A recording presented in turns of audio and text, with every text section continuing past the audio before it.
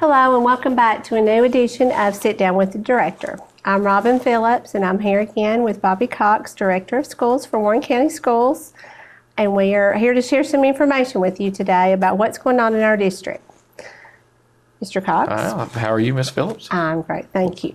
I think one of the things that people probably already know, but we want to make sure that they do know at this time is the last board meeting, we had a correction to our calendar for this year, and we also passed the calendar for next year. Right. So I guess if you could first tell everyone about the correction for this year. The correction for this year is we went over one day on our snow days, or bad weather days. So we decided to make May the 22nd, which was originally the last day of school, an abbreviated day, will now be a full day. So May the 22nd will be a full day of school. May the 23rd will be report card day, an abbreviated day of school, and that will end our school year. Graduation is still on May the 23rd, and everything else is pending. No more bad weather and no more cancellations will be the same. Okay. So again, just the only change really is that they will continue that day as a regular day on Thursday, and then Friday be out at 9:45. 9:45. With graduation that night for those that are going to attend. Right. Okay. Right. And then also, I think the board passed a calendar for next year. Right. So would you share that? It's basically the same calendar that we have had for the past several years. Starting in the first full week of August, I think the 6th or 5th. Would you like to say I think this? it's the 5th, okay. The 5th is registration day. First day of school is the 7th. And then the only major changes that we had were with the late start Thursdays. Last year we tried a kind of a new concept to do professional development. This year we did some questioning of our staff, did some research from parents, and most everybody, if we were going to do that, would prefer a early release day rather than a late start day. So we're going to do that quarterly instead of every Thursday like we had planned for this year. There will be 4 days, 2 in the fall, 2 in the spring, that are on the calendar that will be early release days. So students will be released at 1 o'clock, buses will run at 1 o'clock. Activities for practices and things of that type will be delayed until their normal time at 3 o'clock after school. Teachers will meet from 1 o'clock to 3 o'clock in professional development. So that will use one of our inclement weather days. And then we have 2 other days in the calendar as normal after spring break or after fall break and after Christmas break. And then we'll have 10 bad weather days in our calendar. If we needed to alter something to get one of those days back when it hasn't been used, then we can do that. So basically the same calendar. So everything should be pretty much the same way except for those items. Okay, and so we will have a regular fair day, Labor Day, a week at fall break, 3 days at Thanksgiving, a couple of weeks at Christmas, and then spring break, Good Friday, President's Day, Martin Luther King Day. Well, the spring break this year is in Good Friday and spring break are combined together. Okay. So we did combine that because it was so close together. Okay. Right. And also, I think there was maybe a change about the parent-teacher conference. Oh, that's true. The parent-teacher conference, instead of having separate days in the fall, we decided to do 3 days, one for pre-K through 8 elementary, one for the middle school, and one for the high school. And the same way in the spring, in February, we would do the same that way. So it enables teachers who have children in elementary school and they have children in high school or middle school to go to those schools as well, and parents as well who may have children in multiple schools. Right. So that is a change. Thanks for reminding me of that. Sure. And then the early release days will just be, that shouldn't really affect sport too much because it really only affect one day of any particular sports season, most likely, right? One day about every 2 months. Okay, that sounds good. And another thing that I think is a calendar item that while we're talking about calendars, we should get to is kindergarten screening, because that has also been changed from the original date, but I'm sure it's been changed on our website. It has on the. If you'll go to our website, and also you can get registration packets on our website as well. So you can get if you go to warrenschools.com, go to kindergarten screening, and you can pull off the registration packets there for registration for kindergarten, pre-K, and that will be at Bobby Ray Gymnasium. I think it's the week of April. I have to look at my calendar and see, but it's on our website. I can't remember the exact dates, but we did have to move that up a week because of testing. Okay. And testing is another thing that's coming up that parents should be aware of. We may have another episode of this sit down with the director before then, but that's coming up. Is it March 29th? Well, it starts it'll be April 29th, right? April 29th. So we've got another month. After spring break, we'll be doing our TCAP blitz and getting ready for TCAP and end of course testing, which goes through the first part of May.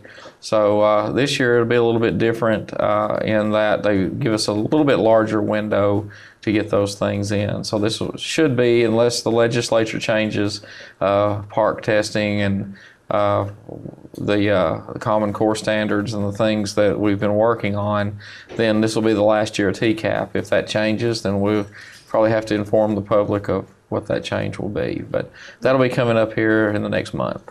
Okay. And again, for those parents that have not experienced TCAP testing yet, that is the state achievement test, and it is a part of the student's grade. Right. 25% of the student's grade by law, by state law. Also, end of course exams are the 25% of the last semester grade. Okay, and those will come up during May.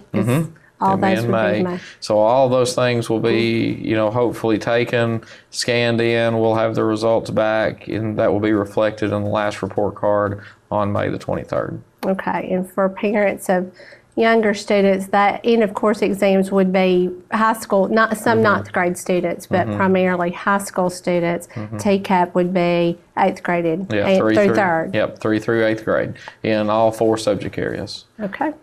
And then another thing I did want to clarify, or have you clarify, would be the kindergarten screening is actually also for pre-K as well, right? Pre-K. Could you tell the parents a little bit about who would be eligible to be in pre-K and the difference between kindergarten and pre-K age ranges? All right.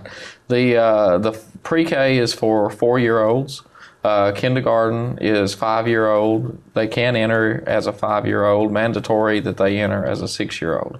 So August 15th is the deadline for registration. If your birthday is before or by August the 15th, then you're eligible to register. So you need to go to kindergarten screening at Bobby Ray. You can call the school that you're zoned for, make an appointment, or you can just walk in. The screening is free. You'll just need to bring your birth certificate, shot records, verification of your address so that we know, where you live for our zoning. And then, like I said, you can go online, get the registration packet, and kind of get a little bit of head start because there is quite a few items to fill out when you get there. Right. Then the screening, there'll be tables set up in Bobby Ray's gym, and you will go to the table where you're zoned, and there'll be people there to help you, and kindergarten teachers and the pre-K teachers will be there and take you through the screening, and you'll be ready to go for kindergarten in the fall. Okay. Or pre-K, whichever one it is. Okay, that's an exciting time for them. I know. Okay, well, I think we also had some news or some developments that we may be having a new program possibly at the adult high school. Can you share some information about that? Well, we're looking at possibly expanding our program at the adult high school into more of a workforce training program. So we've been working with local business and industry to see precisely what skills are needed. We have our mechatronics program here that we're trying to get more people in, and want to make sure that everybody knows that is a great program for the automotive industry and really all industry right now. That's here at the high school on site that students can come out with a high level of knowledge going into the business field, especially automotive industry right now. Is that certificated? I'm sorry. It can be. Usually we finish level 1 when they get out as a high school student.